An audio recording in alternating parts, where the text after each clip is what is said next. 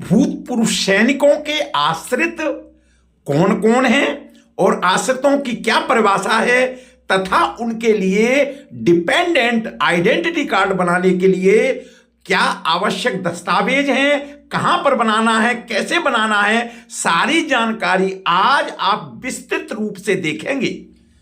जय हिंद साथियों, आज इस वीडियो में हम बात करेंगे भूतपूर्व सैनिकों के आश्रित कौन कौन हैं और आश्रितों के लिए डिपेंडेंट आइडेंटिटी कार्ड बनाने के लिए उनको क्या कार्रवाई करनी पड़ेगी, कहां पर जाना पड़ेगा, उनके लिए क्या आवश्यक दस्तावेज हैं। क्योंकि जब हम एक फौजी जीवन की बात करते हैं, एक जो है भूतपूर्व सैनिक के बारे में बात करते हैं, तो क्योंकि उनका सबसे अधिक समय, उनके जो जिंदगी का सबसे महत्वपूर्ण समय है, उनका देश की सेवा के लिए व्यतीत हो जाता है। और जब वो सेवानिवृत्त होकर के आते हैं, उनको अनेक प्रकार की परेशानियों का सामना करना पड़ता है।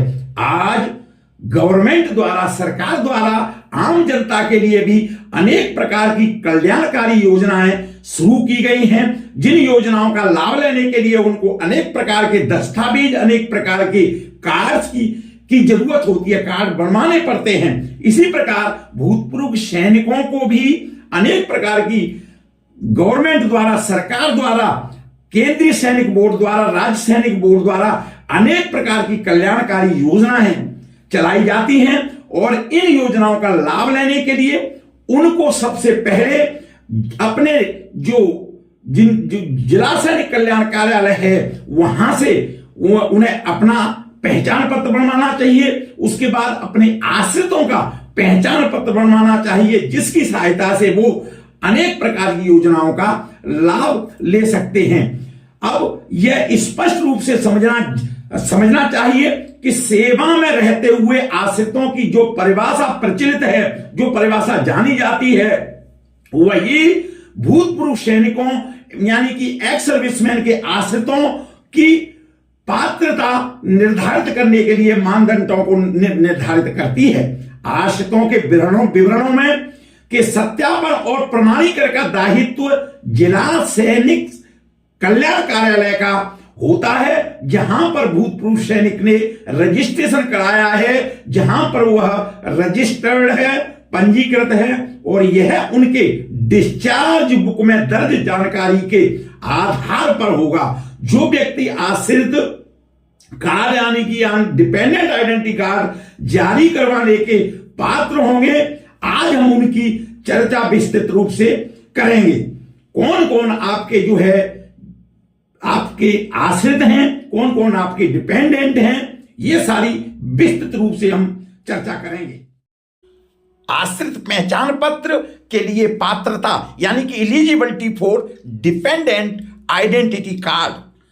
आश्रितों में सबसे पहले भूतपूर्व सैनिक के पति और पत्नी, उनके बच्चे और युद्ध में शहीद हुए रक्षाकर्मियों की विधवाएं और उनके माता पिता, पूर्व सैनिक शहीदों की विधवाएं और उनके आश्रित बच्चे, जिनमें सौतेले और कानूनी रूप से गोद लिए बच्चे भी शामिल हैं। उसके बाद माता पिता, जिनकी सभी स्रोतों से आय 9,000 रुपए से अधिक नहीं होना चाहिए। यह आय का निर्धारण केंद्रीय सरकार के सरकारी स्वास्थ्य मंत्रालय और परिवार कल्याण मंत्रालय की पत्र संख्या 11012/2018 CGHSP दिनांक 8 नवंबर 2016 द्वारा निर्धारित की गई है। अब बच्चों में जो बच्चे हैं, सबसे पहले पुत्र 25 वर्ष की आयु प्राप्त करने तक आश्रित है, या फिर अगर वो एम्प्लॉयमेंट हो जाता है, उसको कहीं नौकरी मिल जाती है,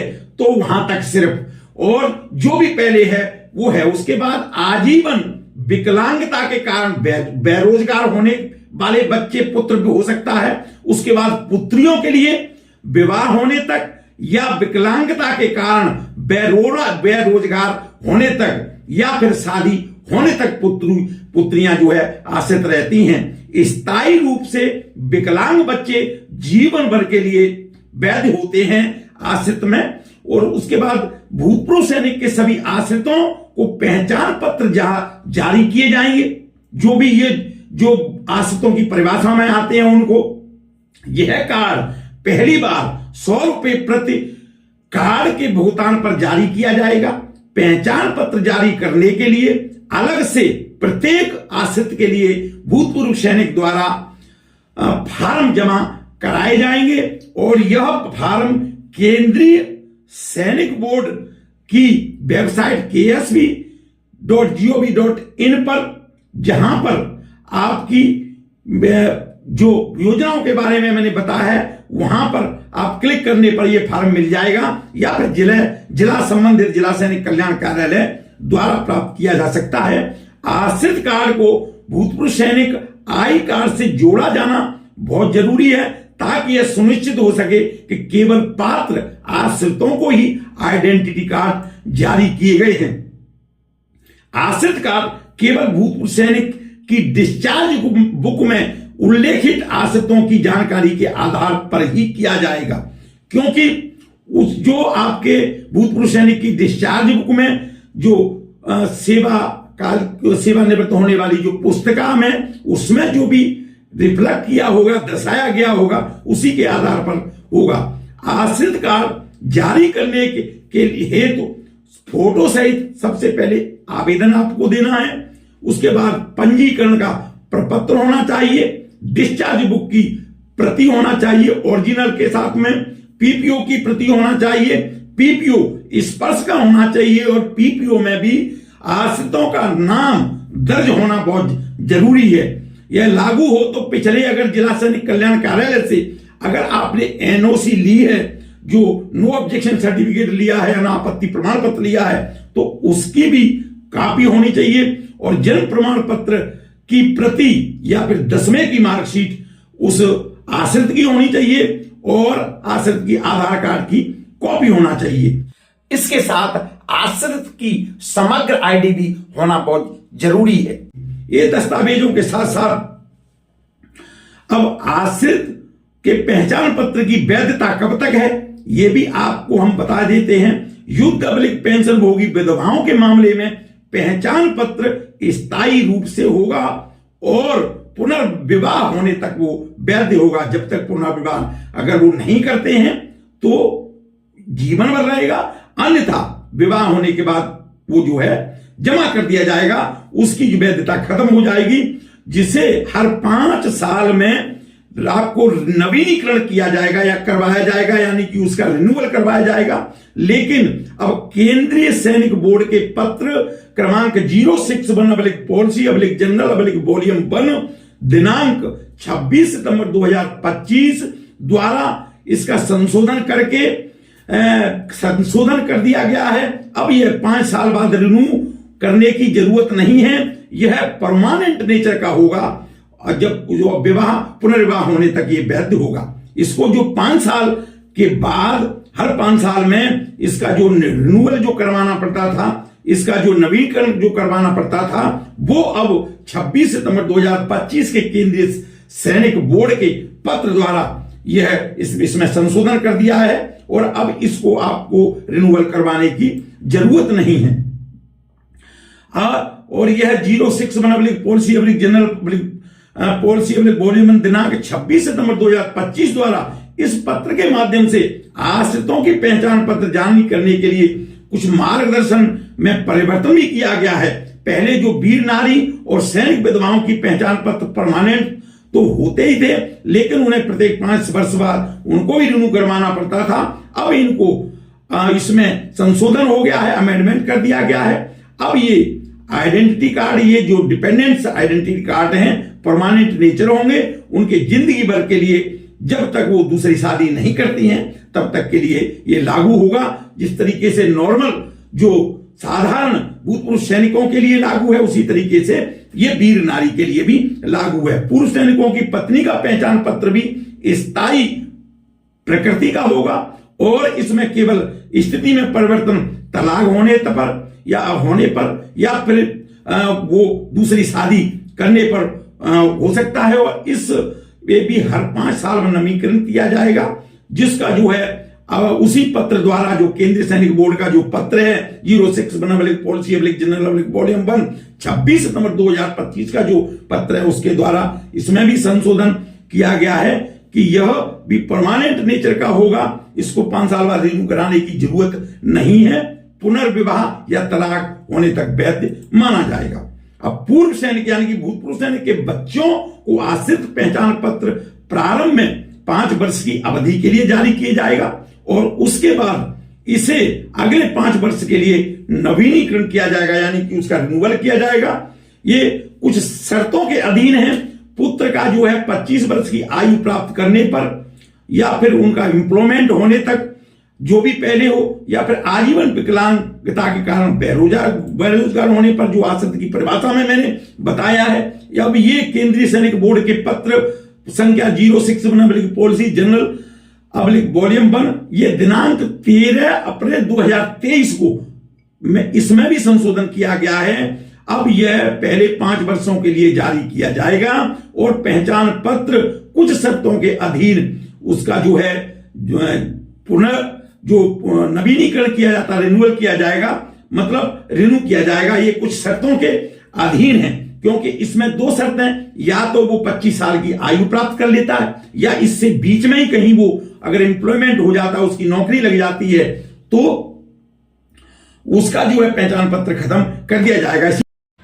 इसलिए पुत्र को 25 वर्ष की आयु प्राप्त करने तक, अविवाहित या फिर कार्यरत होने तक या विवाह होने तक जो भी पहले हो, और आय संबंधी मानदंडों की जब हम बात करते हैं तो सभी स्रोतों से आय 9,000 रुपए से ज्यादा उसकी नहीं होनी चाहिए। अब अविवाहित पुत्रियों को विवाह तिथि तक या कार्यरत या फिर एम्प्लॉयमेंट जो भी पहले हो और जिनकी आय सभी स्रोतों से 9,000 रुपए प्रति माह से अधिक न हो, उनको आप जो आश्रित पहचान पत्र प्रदान किया जा सकता है।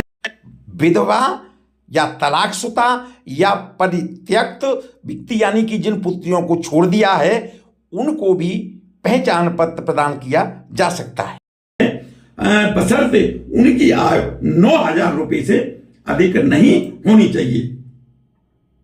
ऐसे पुत्र और पुत्रियों के लिए जो किसी स्थायी रूप से मानसिक विकार या विकलांगता के पीड़ित हों या शारीरिक रूप से इस प्रकार अपंग हों या विकलांग हों जो वह जीविका कमाने में असमर्थ हों और उनकी आयु सभी स्रोतों से 9,000 रुपए से अधिक नहीं होनी चाहिए। पुत्रियां विवाह होने तक या फिर विकलांगता के कारण बेरोजगार होने तक ये जीवन भर हैं। स्थायी रूप से विकलांग बच्चे जीवन भर के लिए वैध हैं और नवीनीकृत जो पहचान पत्र को प्रथम जारीकरण माना जाएगा और इस पर मात्र 100 रुपए शुल्क दी जाएगी आपका।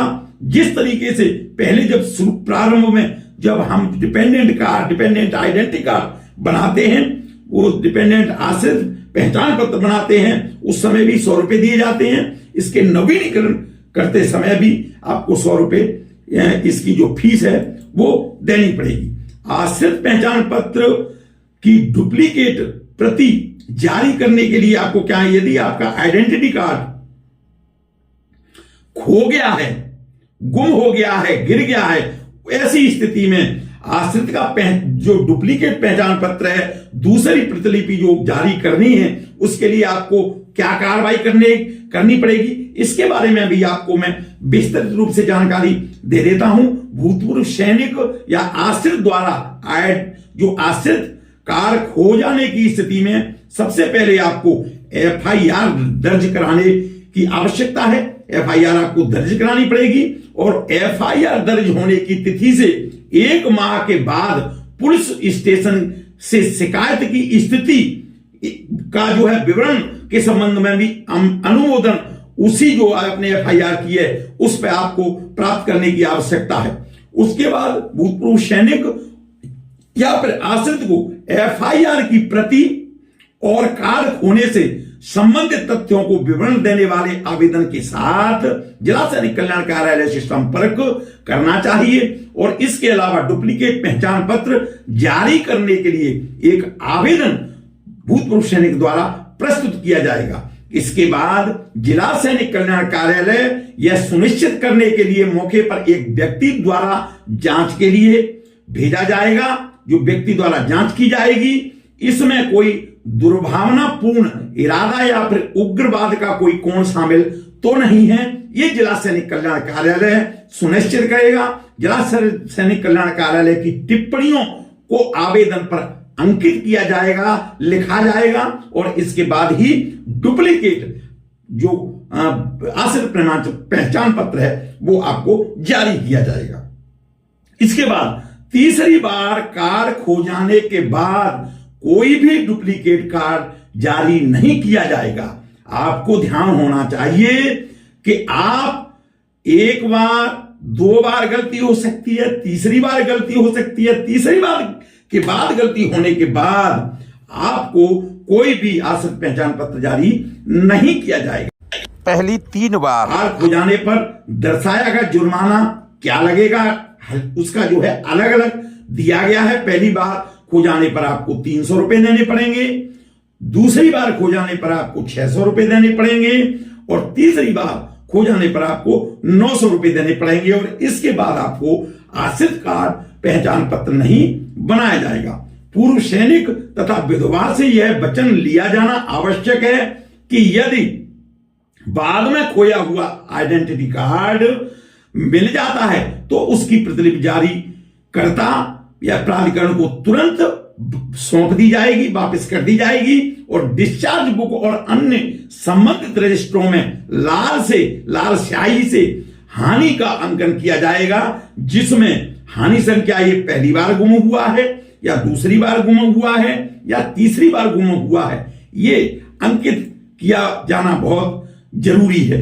अब इसके बाद हम बात करते हैं कि replacement of dependent identity card due to fair wear and tear, यानी कि सामान्य टूट फूट के कारण आश्रित का पहचान पत्र की प्रतिस्थापना, यदि आपका जो है आइडेंटिटी कार्ड खराब हो जाता है, वो उसके अंदर दिखाई नहीं देता है, गर जाता है, तो उस अवस्था में, टूट फूट की अवस्था में आपको पहचान पत्र जारी करने के लिए क्या क्या कार्रवाई करनी पड़ेगी, ये भी आज हम आपको बता देते हैं। सामान्यतः टूट फूट के कारण आश्रित पहचान पत्र को किसी भी नुकसान के परिणाम स्वरूप भूतपूर्व सैनिक के अनुरोध पर क्षतिग्रस्त आश्रित पहचान पत्र से एक साथ नया आश्रित पहचान पत्र जारी किया जाएगा। मामले की प्रामाणिकता तथा तथ्यों की पुष्टि करने के बाद तथा आश्रितों की पहचान पत्र जारी होने की तिथि से 5 वर्ष की अवधि पूरे होने के बाद ही नया आश्रित पहचान पत्र जारी किया जाएगा। ये आपको याद होना चाहिए। और ऐसे मामले में नया कार्ड जारी करने के लिए 100 रुपए का शुल्क लिया जाएगा।